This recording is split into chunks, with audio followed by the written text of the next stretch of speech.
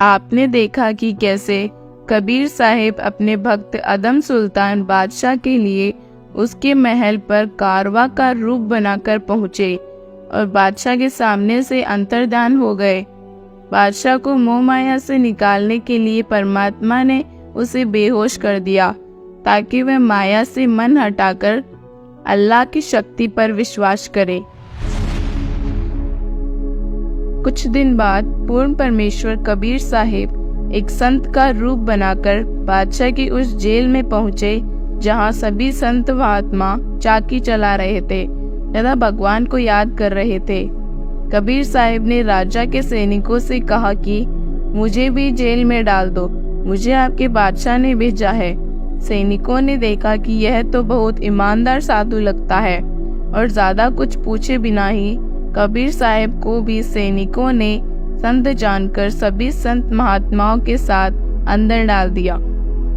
कबीर साहिब जी ने वहां के सेवकों से कहा कि हम सब एक ही काम करेंगे, या तो चक्की चलवा लो या फिर दाने डलवा लो।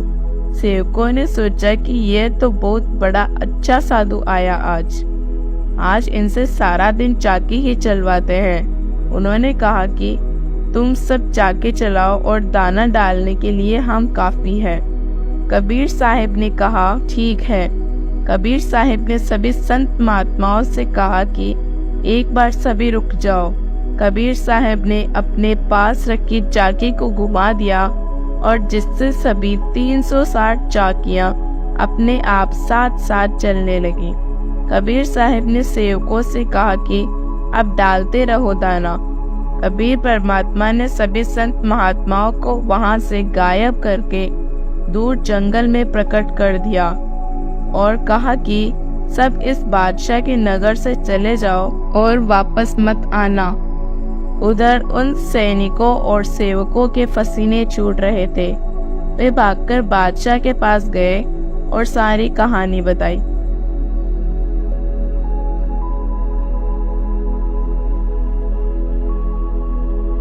बादशाह ने आकर देखा तो वह समझ गया।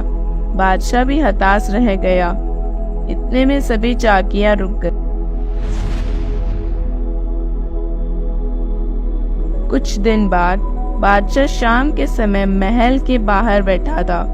कबीर साहिब एक राहगीर का रूप बनाकर आए और बादशाह के सैनिकों से कहा, मुझे अगले वाले गांव में जाना था और आज रात यहीं आपकी सराय में रुकना चाहता हूँ। मुझे एक कमरे का रात का किराया बता दे।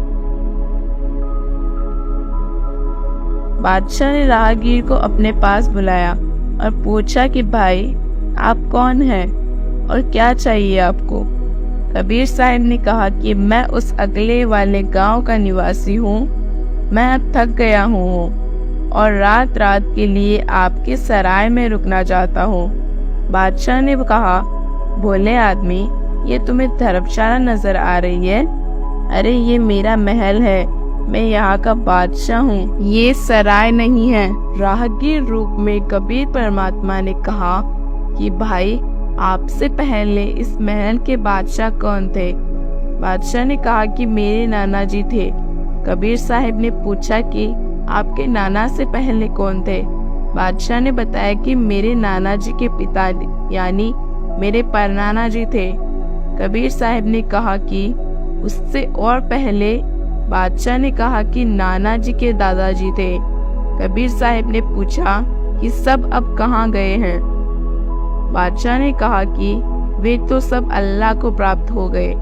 कबीर साहिब ने कहा कि फिर तू कितने दिन रहेगा इसमें? ये एक जिंदगी ही तुमने बितानी है, तू बादशाह ही थोड़ी रहेगा हमेशा। तो फिर इसे सराय ना बताऊं तो क्या बताऊं मूर्ख। इतना कहकर परमात्मा अंतर्ध्यान हो गए। बादशाह को फिर बेहोशी आ गई। काफी देर की मशक्कत के बाद मंत्री बादशाह को होश में लाए और बादशाह की एक बाजू पर ताबीज बंधवा दिया।